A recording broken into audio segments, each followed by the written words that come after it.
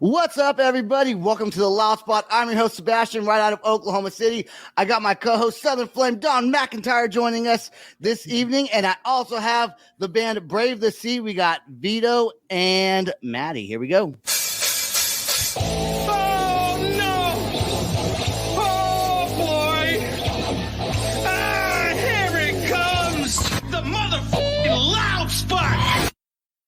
I think I just made that. I think I need to turn it up a little bit, the volume on it. All right. Before we start this episode, I do want to remind everyone to please subscribe to our YouTube channels. You can find us on all podcasting platforms. And that's all I got about that. So hit that subscribe button and hit that bell. Okay. Brave the Sea, the very first Celtic punk band. If that's fair to say, right? Celtic punk? Yes. Yeah. Band to have on the show. And I do got to say that we have a mutual friend in Stacey Dawn with Shockworthy Promotions that actually introduced us to each other, and now they are here on the show. So how are you guys doing? How are you guys doing this evening? Good. I mean, we're recording this on a Tuesday. I always feel like Tuesdays are like the worst day of the week. Like Mondays suck, but like Tuesdays, you realize you're like just as far from the weekend. Because you're in it. Like you're in it. Like you're like now you're in it. On the You're rock. dedicated now. You're already tired from Monday, and you've already got like Tuesday under your belt, and there's it's like just baby Monday. It's like Monday, like getting onto the roller coaster, and like Tuesday's like that long, slow climb up. Yeah, which is the worst part. It's the worst part. Tuesday's when it breaks down halfway, and you're just like, "Oh my god, I'm." Wednesdays are when you get to go. Hell yes, it's almost over. Right. You're finally starting to hit some of those loops on there. So you guys started out in 2015, but the band apparently was named something Pirates, some pirate name, and then the band name changed now.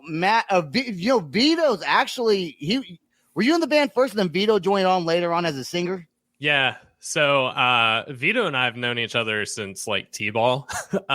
So we grew up together for a long time, and we, like went to high school together, did like drama club, and like sang and did a bunch of like folksy acoustic stuff, and never like took it anywhere. Just like hung out all the time. So when I started the band, I didn't have his voice of reason to tell me, don't name it A Pirate's Life. That's the dumbest thing I've ever heard in my life. But nonetheless, I think it's cool. I think it's cool. It was cool for the time because like, it was like my first band going out and like doing things. We were doing covers of like Celtic rock songs and like sea shanty kind of stuff. So like in my mind, I'm like, oh, this is fun. Let's make sure that the name is fun and like people understand what they're getting into. And then when he was working a pretty terrible job, and then when he left that job, it gave him a lot more flexibility to sing, and I'm like, dude, we need to do a band together finally. And he joined. Yeah. And that was about the time that we realized like, oh crap, like we need to not be as campy as we are right now. We can't dress up like pirates anymore and like do this. Let's like be real about it. And there's nothing wrong with like being campy and being goofy, but as we started writing more songs, we got away from that. And we're just like, it's kind of hard because you look at like other bands, like Ailstorm is one of the bigger like pirate bands. And they just kind of like went all in. Like they still release like everything is just about being a goofy pirate. And like, that's fine if that's your like that. I mean, we have songs like that and we still play those songs, but like just our natural songs that we started writing after like Vito joined the band were a little bit more like, okay, well, what if we did a song about like, I don't know, not the ocean or pirates and stuff. So that's why we changed the name of the band before we released our first album to kind of broaden our audience. But we still named that first album A Pirate's Life. Right, I saw that. Yeah. I think Brave the Sea is a better name, and I think A Pirate's Life is a little more SpongeBob-y. Yeah. A little bit. But I like SpongeBob. So I love SpongeBob. Yeah. If you follow us on Twitter, I am like constantly posting SpongeBob quotes and GIFs. Like I live that show, man. So evolution. Yeah. Just absolutely. Yep. Yeah. Vito, were you always into Celtic music as well, or you just like, screw it, I can do it? Was that always like one of your favorite genres of music, or you're just going with kind of the flow of what the band's idea is? Yeah, no, I hate Celtic music. No, I'm probably more into like Celtic folk music and Irish punk than Matt is, honestly. Okay, cool. And I lean heavy into like the sea shanty bits, and I like British folk music and sailing music. I listen to that in my free time because I'm a nerd. But no, it was a super easy choice. When he started the band, I was like, I have to be involved. And one of our more popular songs, "Drinking Problems," we wrote in the middle of like this arboretum in our hometown with an acoustic guitar and a dream. And like, that was our like campy goof off play at bonfires song. And then A Pirate's Life was doing that. And I was like, you got to let me help. So I would come up on stage and sing that with them or with him at that point. And then when I quit my job, I hate my job, kind of same vibe there. Quit my job, got more flexibility, joined the band. It was a no brainer. Like, it's the day I quit my job, I was like, all right, I'm jumping in. When do we practice? Like, we didn't even ask. I just jumped. Have you guys toured and stuff already? I mean, yeah, we just did a St. Patrick's Day tour on the East Coast in around St. Patrick's Day this year, and it was kind of like good karma coming back because we had almost the same tour planned when COVID hit, and it was literally just days before we were supposed to leave that everything shut down, and we're like, oh crap. It was, I think the day before is when our first show got canceled, and so like on one hand it really sucked when that happened a couple of years ago, but like we really dodged a bullet not driving all the way to Boston, for example, and then things shutting down. But yeah, we did a tour. We hit up Boston, Pittsburgh, Baltimore, did a lot of the East Coast a couple weeks ago, and it was fantastic. Like it was nice because it was our first time playing out of state since the pandemic and all of that. Like, we've played some shows around Columbus and stuff. And the Scotland show. Oh yeah, we did. We went overseas and played a show. Did you really? Yeah, we did. I forgot about that. I feel like Celtic music is way, like, when it comes to the United States, is way more popular in the East Coast than it is the West Coast. Like even if you don't have a big following anywhere and you're just like some brand new Celtic band, like you started like yesterday, you're gonna have people on the East Coast that are gonna dig it. Then on the West Coast, it might be less. I've always loved that kind of style of music, and I'm from California, but it's just not as. I mean, most Celtic bands, I guess, are like Boston area. You guys are from Ohio, right? Yeah, we're from like the Columbus area. We're a little bit east of Columbus. Place called Nurkahaya is what we name it.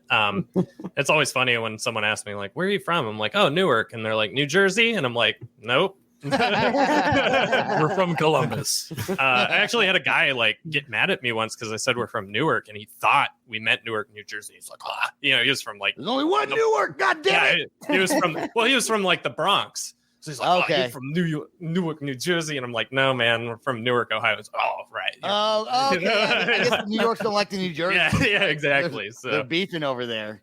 But yeah, I mean, you got Dropkick out of Boston, and they were the ones that really kind of, in America at least, like blew the scene up. And you just get so much of that. We played Boston back in March, and just walking around that city, you can understand like it's so similar to like European cities, like when we were playing like Scotland, when we were in Ireland and stuff like that, where it's just like it's no wonder that like the East Coast and like Boston, where all this history is coming from, that they're drawn towards like the Celtic style of music because it's so similar. And I should have researched this before, and I didn't. So I'm probably gonna ask a really stupid question. People are gonna be like, "You fucking idiot!" but I do want to know. People relate Celtic music to like pirates, right? Yeah. Do you know why that is? Because I don't know why that is. I think that what it really boils down to is instrumentation in a lot of cases, right? Like I play the mandolin in the band, and mandolin, lute, those folksier instruments is, that's what was around when you're like on a ship, accordions and, all these instruments that can generate more than like one note. Right. So aside from like other instruments that were popular during that time, which were like brass instruments and woodwind instruments, it was a lot harder to like be on a ship and play like a clarinet and make people happy. But like if you had an accordion that can do like this stuff while you're singing on top of it, it made it a lot more, and then that kind of bleeds into how the folk music and like the Celtic area was. Yeah, too, that, so. that Right. makes sense. I'm gonna Well, go. I'm gonna go with that. And Vito, that was the first time I heard you speak. I know you said you hate Celtic music, but baby, you have got the accent and just you have that whole vibe, so it fits you perfectly. I've always been into Flogging Molly, Dropkick Murphy, so I'm interested and excited to hear what's coming up. I haven't heard you guys yet. Oh dang, yeah. Right, so I'm looking forward to it. Song. I picked a slower one because I've always liked the drop kick. I always love the fast, whatever. Yeah. But I like the slower shit too because it really brings out. It really shows the band's, I guess, maturity or how or it's easier to write a fast song than it is to write a slower song. Yeah. Yeah, I guess that's well. One of my favorite songs by Flogging Molly is "The Devil's Dance Floor," and it's constant going, and it's a lot of fun. So with that tin whistle and everything. Yeah. You definitely picked White Wolf out of left field. That's for sure. All right, good. That's what I like to do. You think of us, and it's like all the songs that we would normally play or show people, and then White Wolf is not on that list. not for any reason. It's still good, but it's like, that is not our core, like, I don't know, marketed vibe, but it's still right. No, and I know that because I watched a lot of your other videos, and I asked. We'll see. Now, to be fair, I did ask Maddie earlier in the day. Yeah, I signed off. And which he did not read the message I sent him. I said, "Which song do you want me to? Do you have a song you want me to play?" And I was like, "I'm going to pick this other one." And he didn't respond till right before the show started. I was like, "Well, too late. We're fucking playing it. We're playing this song now." Play the deep cuts. Go for it. Yeah, dude. You got to be looking forward to it. Let's play this song right now, and then I got some points I want to bring up. Okay, here we go. This is White Wolf by Brave the Sea. Do it.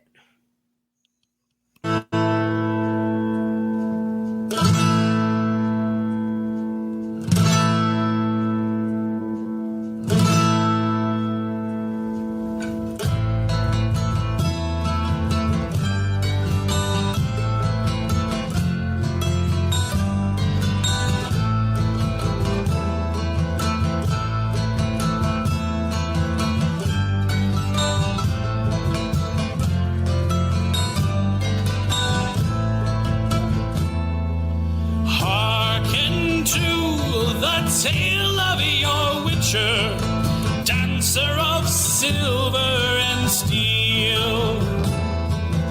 All for coin does he kill and deliver monsters and ghouls with such zeal. Such was the way in days past and gone, when kings and their queens would call the unseemly to court.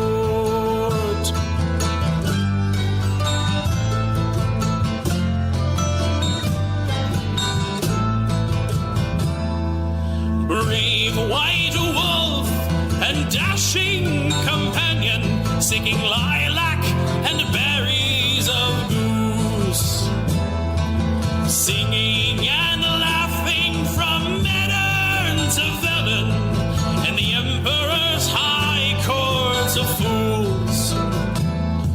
A feast of surprises and curses most foul. A queen and her king did call the unseemly to court.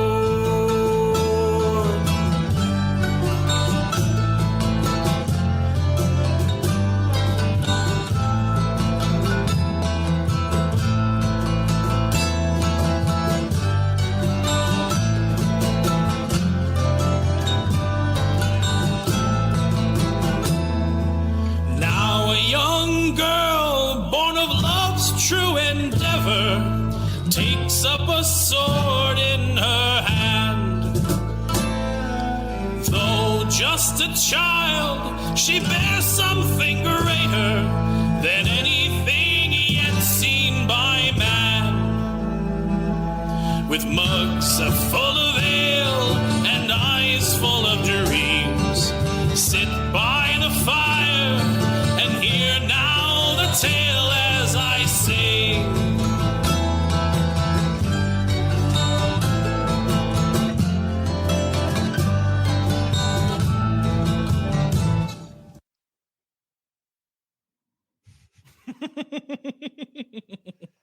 There, I'm muted here. Hold on, let me unmute Dawn. Dawn, you muted yourself. I did. Damn it. Okay, I was just talking too. I saw, wow, holy I want to have a shit. lighter. You know that song reminds me of you're fucking hammered at like 1:30 in the morning. The bars are closing down. You're singing that song, and everyone's just singing in a group to that song. It kind of reminds me of like it's like obviously different lyrics and stuff, but like "Kiss Me, I'm Shit Faced." Yeah, It kind of gives you like the same kind of vibe. This is the version that if everyone's dressed up in their Renaissance, outfits with swords and like shields and stuff, like, oh yeah, good battle, man. Like, Oh, see, he goes with the battle, then I go with drunk. yeah, no, I'm saying they're drunk after the battle. They won the battle, but they're all like, knights and stuff. Fair battle. So yeah, fun fact about Dawn. I'm a huge fan of Celtic Irish music and I love it. One of my favorite aspects of the music, the storytelling behind it. Mm-hmm. Yes. So the music hit off perfectly, the vocals are strong, and then the storytelling, which makes the Celtic Irish music, is there. Wonderful job, guys. Well, thank you. I'm impressed. Great job. See, I picked a good one. You did. You did. You did. Yep, you picked the right one. That's for sure. Sure You guys did. do a couple cover songs also, I think, right? I Got saw a you guys handful. did a Christmas song. Had it been Christmas time, I would have played that Christmas one. Yeah, That was dude. pretty good also. Awesome. All your songs are good. And then most of them are faster than that one. So yeah, anyone that's watching this, go check out. They got a bunch of videos on YouTube. You guys got a whole lot of videos. Yeah, we try and do like cover stuff on YouTube where it's like, oh, what if Ronnie James Dio sounded like a Celtic punk band, Like a fat kid is from one of Ohio. them, So we got a lot of stuff on YouTube. We're also on like Spotify and stuff. We've got 2 albums out and a couple EPs and stuff. But yeah, Well, I'm fixing to start a radio show. We are sponsored and promoted also by, and we air on Radical Online Radio. Shoot me over in an email at dawn@theloudspot.net and MP3. awesome. And I'll put it in my rotation when I start there. Cool. So Sick. it'd be great to have something different on there, and I'm impressed. Send me a few with the MP3 versions. Cool. We'll That's do Great it. job, guys.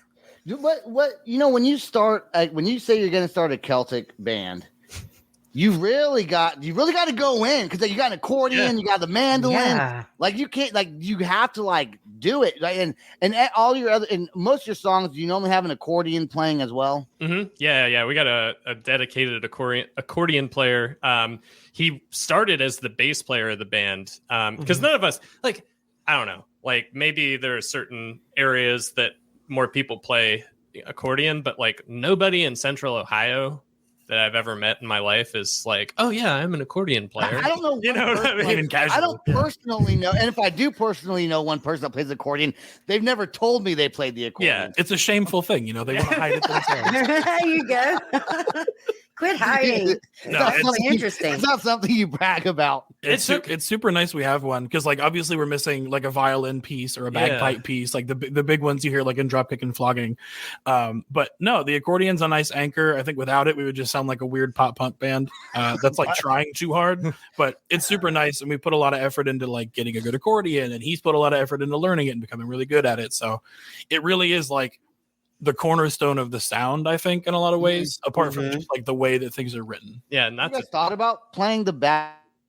Anyone thought about buying some bagpipes and learning how to play it? Every day. yeah, been thinking about it. It's But an they're investment, expensive, though. huh? Yeah, they're Yeah. expensive. But Yeah. not only are they expensive, but they're difficult to pull off live, in the setting that we play, right? Because it was the same thing that I was running into with mandolin, and definitely what we were running into with accordion, where it's most of these instruments are folk instruments that are set up where it's you don't really have mandolins that you plug in. You Right. gotta buy I had to get build that. pickup for mine, and Mhm. especially with accordion, it's typically you're not plugging an accordion in. It's about using the acoustics and maybe setting a mic up, but we're playing rock music, so we're jumping Right. around, we're moving around. Yeah. At one point we had a guitar. He had a guitar with a piano off to the side for the MIDI, and that's what he played for a while because it was so hard to get yeah, the damn just thing mic mic'd up and taken care of. accordion, but Mhm.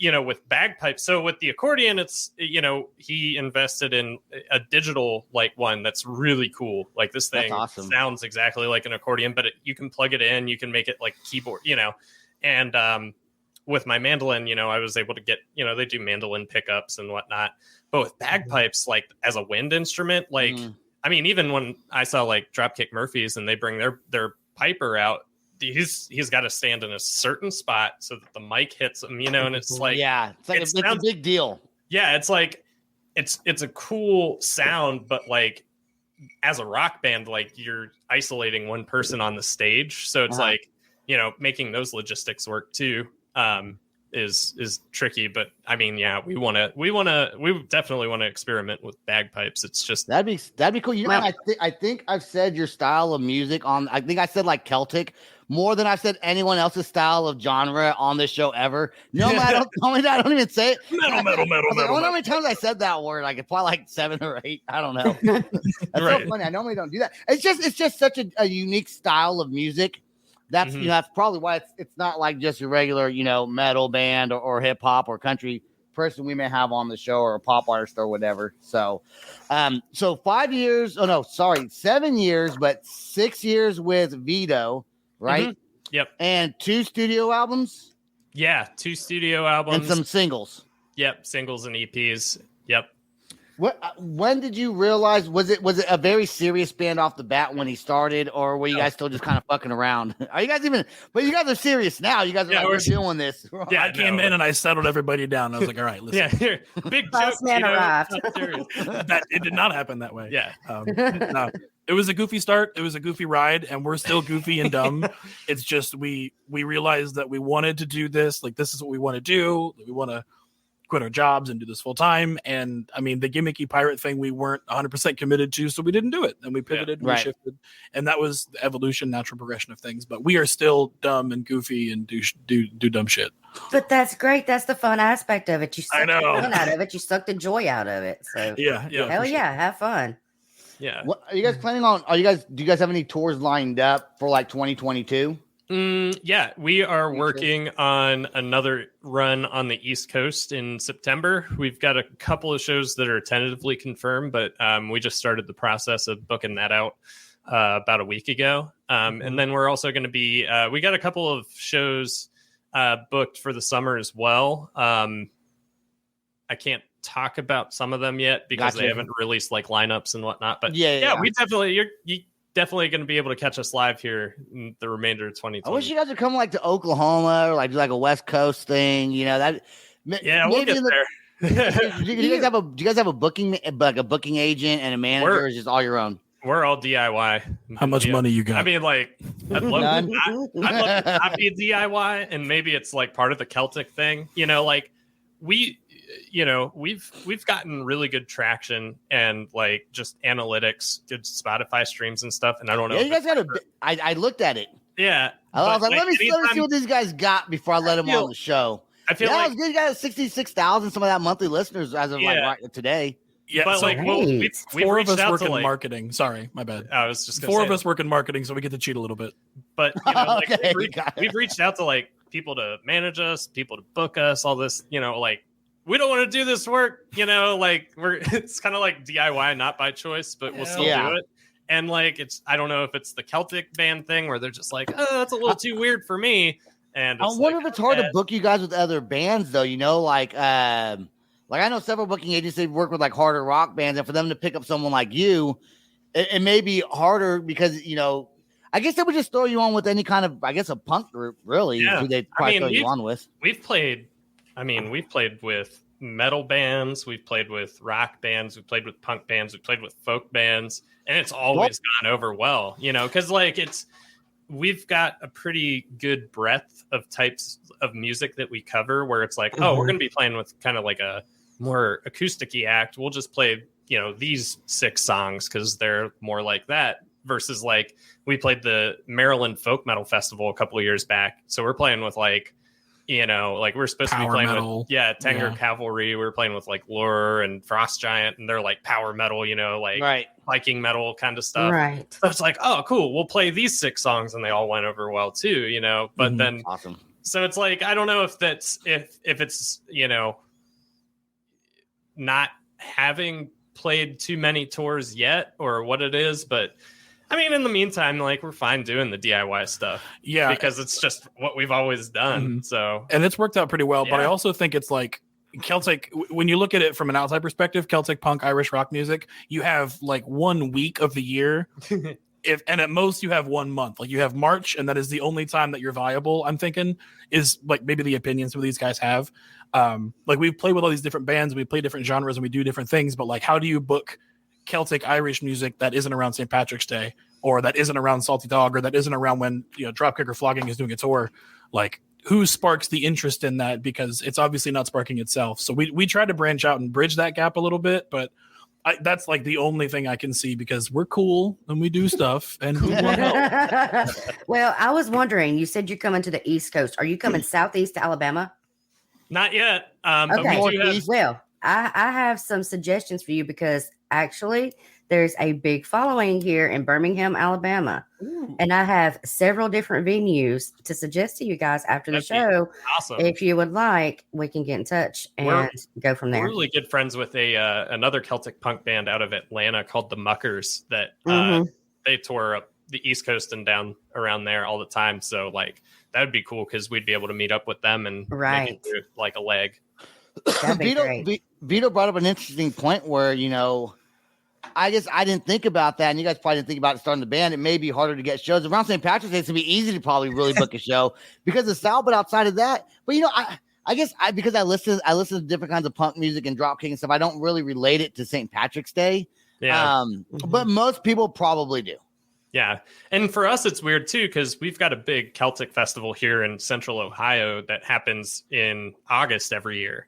So I almost have always felt like there's been multiple St. Patrick's Days throughout the year, which maybe Right. that's what kind of drew me to like Celtic music, is like, oh, I could play this, Yeah. So it's and like, we just live that life anyway. Like we Yeah. listen to that any day of the year.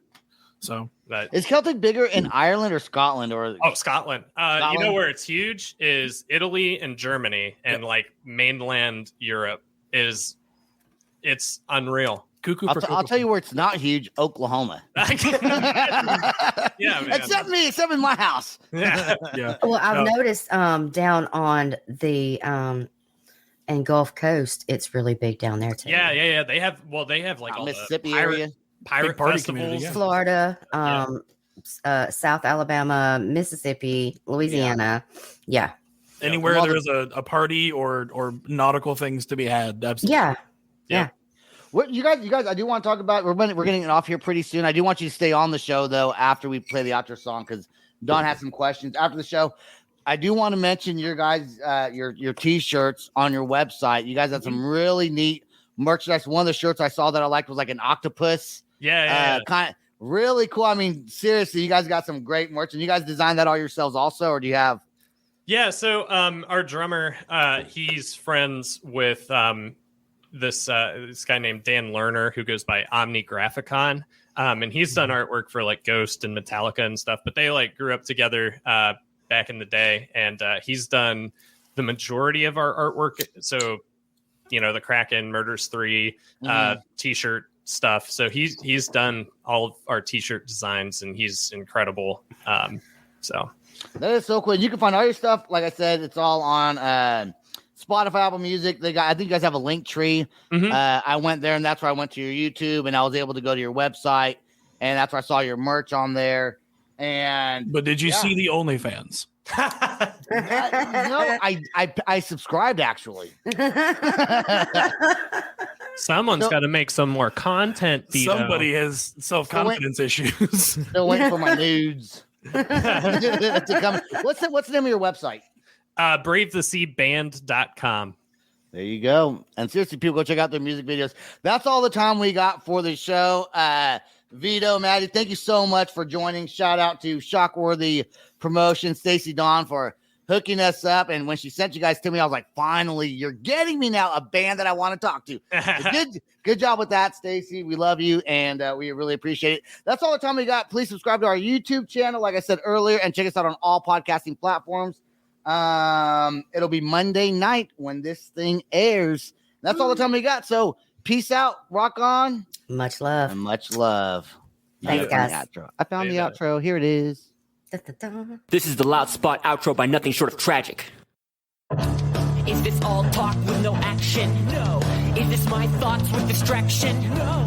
Is this what I bought that's in fashion? Or is this the Loud Spot with Sebastian? Yes. Does Nothing Short of Tragic have us back again? Does everything that's good really have to end? A pimp host has a pimp show, so to get more episodes, make an order, this is over.